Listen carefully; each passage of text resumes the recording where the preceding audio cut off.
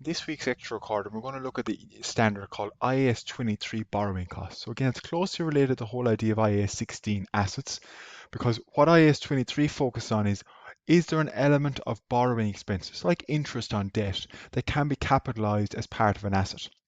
And it gives us particular rules around how to decide how much can be capitalized and when. So borrowing costs essentially are interest expenses on loans. They're inevitable costs of day-to-day business, and therefore they should be expensed. And we've seen those in the finance costs section of the statement of profit or loss. But there are some borrowing costs that relate to non-current assets. So for example, if you're constructing a new factory, a new warehouse, when that might take a substantial period of time, and over that time you're borrowing money, which essentially is the cost of construction, right? So while there is an argument to include borrowing costs as part of the asset, we need clear and consistent rules. Like when we talked about IAS2, you need clear rules around what's included in inventory and what isn't, because otherwise it can lead to an under or overstatement of assets and a manipulation of the profits. And that's essentially what IAS 23 provides. It provides clear and consistent rules around what borrowing costs are allowed to be capitalized and included in part of the cost of the asset and what are not, and how to do the calculations. So the objective is of IAS 23 is to understand and apply the principles, which is recognize and account for circumstances where borrowing costs should be capitalized. And that's a key distinction. Don't make that slip. It's not an option here that when the criteria is met, you have to capitalize. You have to debit the asset instead of debiting the P&L. And also then understand the disclosure requirements. As you've seen from all the standards we've covered to date, international accounting standards have a key disclosure requirements as well as the key accounting requirements. You must have disclosures at the end of the annual report. So what are borrowing costs? Well, they're interest and other costs incurred in connection with borrowing funds. So you might have transaction costs, you might have setup fees, etc. But the main one will be the interest on the debt. So you can capitalize borrowing costs that are directly attributable to the acquisition, construction, or production of a qualifying asset. So they must be directly attributable. They must be related to the acquisition, construction, or production, and it must be a qualifying asset. So a qualifying asset here takes a substantial period of time to get ready. So you can't just buy an asset and fund it with debt and then say, I want to capitalize that. It must be that the asset must be, for example, constructed, property, plant, and equipment, or investment property under construction. So the interest incurred during the construction period is what would be qualifying under IAS 23. Made to order inventory that takes a substantial period of time to get there because it's very bespoke. So our tangible assets that are during development. So the key thing, what is not allowed here is if you just buy a new property, say a new warehouse that's already built, and you fund that with debt, that doesn't fall under the remit of IAS 23. IAS 23 is really for assets that you're making yourself, you're constructing yourself, and during that period of construction and development, borrowing costs are essentially seen as a direct consequence of the construction, and it will be allowed under IAS 23 to be included as part of the cost of the asset. Now, there's a bit more nuance to the rules. So borrowing costs must be capitalized, so it's not a choice, when it's probable the cost will result in future economic benefits, and when they are directly attributable and would have been avoided if the asset wasn't bought. So that's the key point here, is they're incremental, that they wouldn't have been incurred other than having the asset. And the second thing is that they will result in future economic benefits, that it's going towards the cost of an actual asset, which is similar to the IAS 16 definition of an asset. But the difficulty here, I suppose, where the nuance comes in is there's now going to be rules when a company should start capitalizing borrowing costs, when they should suspend it, because particular things happen, and when they should finish it. So you can't just capitalize all the borrowing costs. There's actually particular rules around time periods when it's allowed to start, has to finish, or has to be suspended. So it's a bit more detailed than you might expect. Firstly, commencement. So you start to capitalize borrowing costs when all the following are met. You've spent money on the asset, borrowing costs have been incurred, meaning the loan has been drawn down. You're actually incurring interest expenses, and the activities to prepare the asset are underway. So that's the key thing here, is you're actually, the construction is happening, you've drawn down the loans, you're incurring borrowing costs, and the money has been spent. Right? So you have to have all those three. So For example, if the activity has started construction, but you haven't drawn down the loan yet, then you can't start because you're actually incurring no interest yet.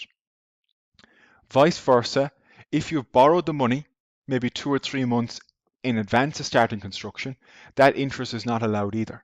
You can only start capitalizing borrowing costs, i.e. interest, once the loan is drawn down and the construction is underway. It's not one of both, it has to be both. You suspend capitalization when work is suspended. So if there's a strike on the site, if there's a court order to stop the work, then you suspend borrowing because the actual construction is not undertaken. So you suspend capitalizing the borrowing costs. Now, that's not to say that the borrowing costs are not been incurred. You're probably still paying interest on the debt, but it's just that it's going to be debit the SOPL finance costs and not debit the asset. There is one small exception to that when there's substantial technical work going on. So redrafting of plans, getting engineers on board, etc., all those professional services, then you are allowed to continue, even if the site work is stopped. But that's the only exception in terms of suspension. Generally, when there's a strike on the site or there's no work taking place, such as, for example, in COVID, with a lot of construction sites, IAS 23 will not be allowed to be capitalized. All right. And during this period, any borrowing costs that are incurred will be debit the SOPL, like a normal financing cost. All right. So when do you stop it then? When substantially all the activities necessary to prepare the asset have been completed. So what we mean there is once the asset is available for use. So when the construction is finished, or when the production of this made-to-order inventory is finished, you stop capitalizing. So that's what we mean if you just buy an asset that's already finished. IAS 23 doesn't come in. IAS 23 is only for an asset that it's part of the work in progress and you're building it over a substantial period of time, generally over 12 months. And this is important as well. So that may occur before the loan is finished. So for example, if the asset is available for use, it's finished, and you don't repay the loan for 2 or 3 months later, well then that 2 or 3 months borrowing costs are not allowed to be capitalized. Right? So that's important. So once the actual is available for use, and this may also be before the asset is in use. So the asset might be available for use in January. You may not move in until March for whatever reason. You stop capitalizing borrowing costs from January. So that's the key thing, is when is this asset available for use? Doesn't matter when the loan is finished, that might be afterwards. Doesn't matter when it's actually in use, that may be afterwards as well. But the key point is available for use. That's the key phrase in IAS 23. Sometimes it's nice and easy to sort of summarize this more than anything to figure out exactly what the key rules are before we look at a couple of examples. So let's look at the starting process. Well, you might draw down the loan, for example, here in January, and you're incurring borrowing costs in between January and maybe February when the expenditure begins. The key point is here, in this time period, you have borrowing costs because you've got the loan, but they're not allowed to be capitalized because no activity is in progress. You haven't actually spent it on anything. So it's only here can you start to take all those interest expenses that you've paid and debit the asset cost instead. Here, where activities are suspended, maybe a strike, but substantial technical work is undertaken. So the architects are still working, the engineers are still working away, you can still continue to capitalize the borrowing costs. Where there's no technical work undertaken and the site is not working at all on your asset, then you suspend. And that means any borrowing costs incurred, say in this month, will go to the P&L. The asset is ready for intended use in October, you stop capitalizing there. Even though you don't use it maybe till November, or maybe you don't pay back the loan until December, that's irrelevant for IAS 23. IAS 23 says you stop capitalizing borrowing costs when the asset is available for use. And I think that's the key summary. If you printed off that and you had that when you're going through IAS 23 questions, it'll give you a good summary of what you need to know. And then it's about practice, practice, practice. And this is covered in the Margaret Darcy textbook on chapter 27 as well. And it's a very well-written chapter with some very good worked examples. So let's look at an example then from Shep Limited to see how we can account for this We'll bring it over here so we'll have them side by side. So Shep Limited borrowed 6 million to fund the construction of a new property. The funds were drawn down the 1st of February 2019 and the interest rate was 4%. Construction began on the 1st of March and was completed on the 1st of November and the loan was repaid on 31st December. So what are your key dates? So for the loan itself, goes from the 1st to 12th, 1st to 2nd to the 31st to 12th. Right? So you're going from the 1st of February to the 31st to 12th, because the loan is repaid at the end there. That is 11 months. So you have 11 months of interest overall. Right? So you have 6 million times 4% times 11 over 12. So you're just working out in total what the number of interest is. So the total interest there is 220,000. Total interest, which we call borrowing costs in the context of IAS 23. Now the key thing is not all of that is allowed to be capitalized. The logic is here you can only capitalize it once you've borrowed the money and once construction has began. So it can only start to capitalize on one of the first of the third, on 1st of March. And then you need to stop on 1st of the 11th, because that's when the construction was completed. So even though you borrowed before construction started, and even though you're continuing to borrow after construction finished, IAS 23 doesn't care. That's irrelevant. They're only interested in when it started and when it finished. So if we then calculate that, we're looking at how many months from the 1st of March to the 1st of November. So let's have a calculation there. So you're going to be looking at the 1st of March, April, May, June, July, August, September, October. That is 8 months. So be careful, it's not 9 months because we're looking at the 1st of November rather than the 30th of November. So you have 220 divided by 11 times 8, because the 220 is for 11 months, 20,000 per month, which is 160,000 to be capitalized. That also means you're going to have now 3 months, which is February, November, and December to be expensed. And that is going to be 220 divided by 11 times 3, 60,000. So you're going to credit bank 220 because you're paying the interest costs. That doesn't change. You're still paying 11 months interest, but now you're allowed to debit PP 160 and you debit the SOPL finance costs 60. And that's the key thing around IAS 23 is you're still paying the interest regardless. What IAS 23 tells you is that allowed to be included in the asset cost account? And what that means then is that will be only allocated at the P&L over the life of the asset. So you're boosting your profitability if you are allowed to capitalize it like that. Or if it's not allowed to be capitalized, well then it's going to go to the statement of profit and loss as normal as part of your finance cost line item. That's a simple example coming from your Margaret Darcy textbook. You go back, have a look at that in chapter 27 as well. Just I varied it slightly with the dates. Let's look at another small example where there's a slight difference in it now. So some of the key dates again, but during July there was a strike by workers and all the work stopped for a month. So it's all the same examples as we had before, but we now have a suspension of capital for 1 month. So how does that differ overall? In terms of, so I've taken the exact same example before, same dates, but now there was no work and all the work stopped for a full month. So what's the required journals here? Well, actually, what happens then is this only becomes 7 months. So because July was fully stopped, you're only going to have then the 1st of March to the 30th of June, plus the 1st of April to the 1st of November, which is 7 months. And then you're going to have 4 months, which is February, July, November, and December. That is 80,000. 7 months, 140. So it just changes slightly when you have a suspension. It's only that month is not allowed. Now it's still paid. You're still paying 6 million at 4% in July, right? For 6 million times 4% divided by 12, which is 20,000, but it's not allowed to be capitalized. So it's going to be debit the P&L.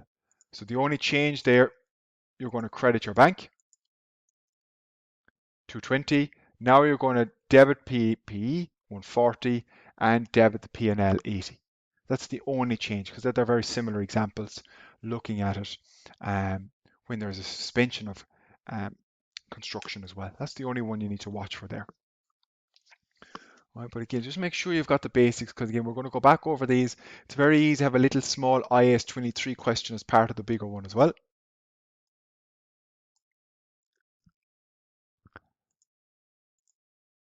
And the other key thing to watch for then is, well, what is the eligible borrowing costs? So for example, if you borrow specifically, that's quite straightforward, because you're looking at, well, what's the loan that I borrowed for this particular construction?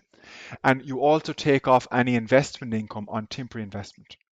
So for example, if you borrow a loan, say 100 million for a new construction, but you only use 80 million of it upfront, and the other 20 million you put on deposit and earn deposit interest, that deposit interest is netted off against the interest expenses for IAS 23. So watch for that when you borrow specifically for a particular construction project, and the loan can be attached directly to that asset. If you borrow generally, for example, you just use the general funds of the company, then you take weighted average borrowing costs based on what loans the company have and what the relevant interest rates for each one is. Right? So it's different depending on what approach you take. So that's important to watch for. Do they give you specific loans? In which case you calculate the specific interest, like we've done for the last two examples. Or if they just tell you the general borrowing rates in the company are X and Y, then you need to get a weighted average and use that to quantify how much borrowing costs should be capitalized. So it depends on the question, and that's why you need to go back and see as many examples as you can, because it makes it a bit easier to understand. So let's look at one example of each, just to hammer home what the key basics are. Say, for example, here, Soft Limited. They borrowed 2.8 million on the 1st of January to construct a new property. And construction began on the 1st of January. So 1st of January 19 is our starting point. The asset was completed on the 1st of July, and the loan was repaid on the 1st of August 2020. So be careful there, that's over. So 1st of July, January 19 to the 1st of July 2020. Because if that was the 1st of July 2019, it wouldn't qualify as a qualifying asset, because it wouldn't be a substantial period of time under IAS 23. Generally, substantial period of time is over 12 months that it takes to construct a particular asset. So watch for that. All right. You're told they did not require the full 2.8 million straight away, and they earned interest income on the surplus of 20,019 and 5,000 in 2020. All right.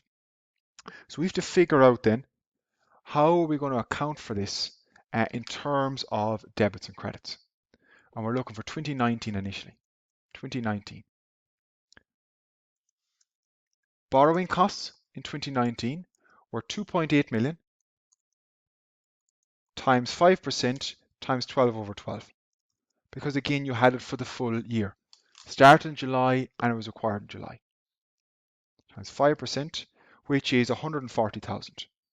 So the borrowing costs in July were 140,000, but you also had interest income in July, or sorry, in 2019 of 20,000. So under IAS 23, you do the net expense. The net expense here in 2019 is 120,000. So the relevant debit and credit in 2019 is debit PP cost, 120, and credit bank, 120. Now that's a net. You can do them separately if you want and show investment income separate, interest income separately. But when the interest income is related to a surplus that you've borrowed for a particular purpose, you net it off against what's going to be capitalized. That's the rule in IAS 21, IAS 23. You don't show it as other income. In 2020 then, just be careful. You have the 1st of January 2020 to the 1st of the 7th, sorry, 1st of the 8th, 2020. So a total of 7 months interest, which is 2.8 times 5% times 7 over 12.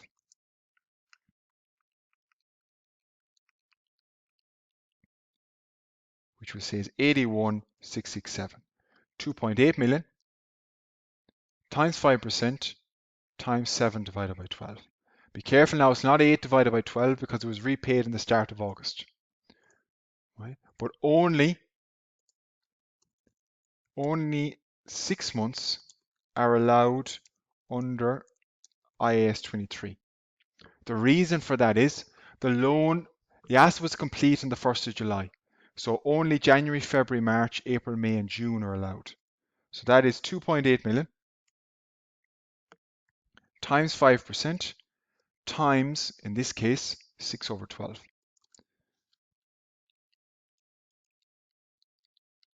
Which is 70,000. And you take off the 5,000 interest income, 5,000, which gets you net of 65. So your overall approach here is to credit bank 81,667. So you're paying out the 81,667 and you are debiting bank 5,000. So you can show them net if you want because you're getting interest income of 5,000. You're debiting PP cost 65,000 and you're debiting SOPL finance costs 1 month, and 1 month there is 11,667. So when you tot them up, you get 81,667 both sides. So that's important. A tricky one to watch for there is when you borrow and you don't use the full amount straight away, any interest income surplus is taken off the amount that you can capitalize. It's not allowed to go to the P&L, it's netted off against it. That's only when you borrow specifically for that. And you'll see some other examples like that in chapter 27 of the Margaret Darcy textbook. So it can get quite nuanced when you go to exam level questions dealing with that as well. So it is important that you put a bit of practice in, and the question pack should be useful for this section as well, which is up on Loop. The other alternative way that it's given here is you're given general borrowing costs rather than specific borrowing costs. Right? So for example here, if we're looking at it, you're told Kelly commenced construction of property on the 1st of March 2017. Right? Construction was halted for July and August. So you went from the 1st of March 17 to the 30th of June. Let's say the 30th of June 17. And then construction was halted for July and August. So then you started again the 1st of the 9th 17 to the 31st of 12th 17. So those 2 months essentially were halted at the suspension of capitalization. The amounts that were incurred were all of these figures. And rather than borrowing specifically, they funded through the overall funding requirements of the company. So they just used whatever funds were currently available. And you have two. You have an 8% loan at 5 million and a 5% loan of 15 million. So essentially what they say is you use the weighted average borrowing cost. So for example here, the weighted average borrowing cost for Kelly is 8% times 5 over 20 plus 5% times 15 over 20. So think about where I get that from. There's 20 million total funding in the company. 8% of it, 5 million is financed at, and 3/4 of it is financed at 5%. Don't worry about the terms of the loans. It's merely the value, the amount of the loans, and the percentages. So you're saying 1/4 is financed at 8%, and you're saying 3/4 is financed at 5%. So the weighted average there is 5.75%. That's the weighted average borrowing cost. And that is how IAS 23 says to deal with this when you are not borrowing specifically for the construction. So what we now need to figure out, well, what does that mean in terms of actual borrowing cost that we can capitalize?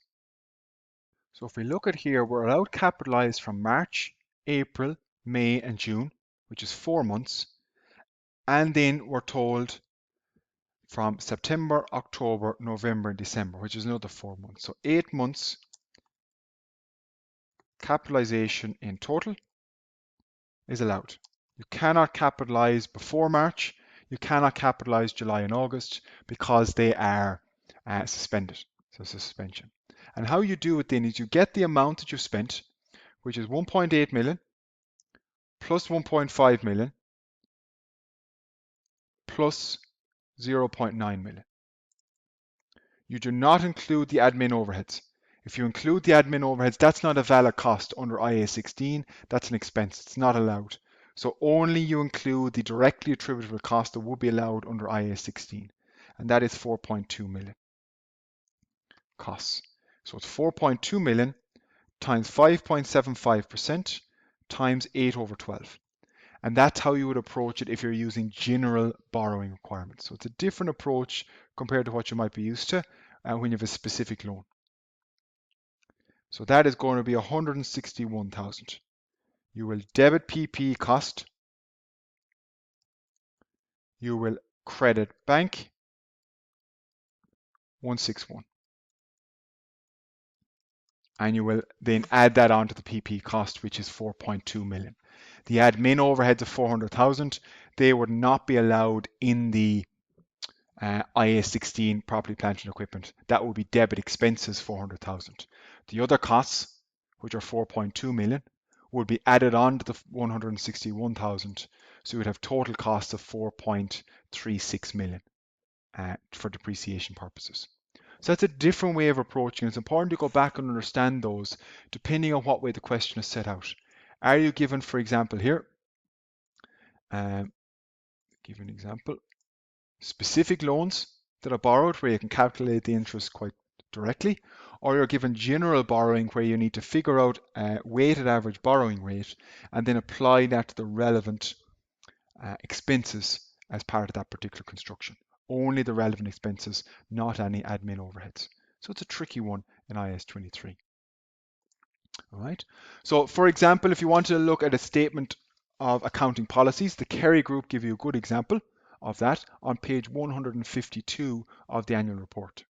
So if we look at that, the Kerry one, and we look at page 152, let's come on a bit because it's different labeling. It might be 152, I might have got that page wrong, just bear with me. And we look at just Control F, borrowing costs.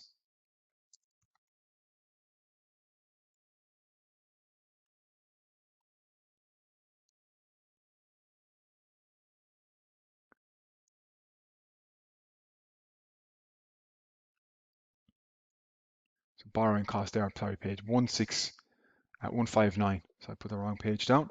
So borrowing costs incurred for qualifying assets, which take a substantial period of time to construct, so all coming from IAS 23, are added to the cost of the asset during the time period which is required to complete. Other borrowing costs are expensed to the P&L, the consolidated income statement. So again, that's coming. Notice the way they don't reference IAS 23, but that's what it is. Under IFRS, that's how you account for borrowing costs. You must capitalize borrowing costs related to qualifying assets, as long as they meet the rules, and all other borrowing costs then are included. Put that to one page 159, apologies about that, are included in the P&L, debit P&L finance costs. Right? So disclosure requirements, the amount of borrowing costs capitalized, and the capitalization rate used to determine the amount of borrowing costs. So depending on whether you're using specific borrowing or general borrowing, you have to make those disclosures as well, and they must be given in each financial statement. In terms of the difference between IAS 23 and FRS 102, whereas IAS 23 says borrowing costs must be capitalized, FRS 102 gives a choice. So this is mandatory. The UK and Irish GAAP give a choice. Everything else is quite similar, but the only thing is the difference between mandatory capitalization and voluntary capitalization. So it's covered in each of the key textbooks if you want to go back, and all of those are available in ebook format. My recommendation would be to start with the Darcy textbook, which is the most straightforward one in terms of getting up the basics of it. And then if you want to go on and look at the Connolly one, is probably the next best one in terms of more advanced examples. And question back 9, which covers IAS 16 and covers IAS 20 as well, also has a last section on IAS 23, some worked examples, including some past exam questions. Right, so this recording looked at IAS 23 borrowing costs, the concepts, the calculations, and also importantly, the journal entries.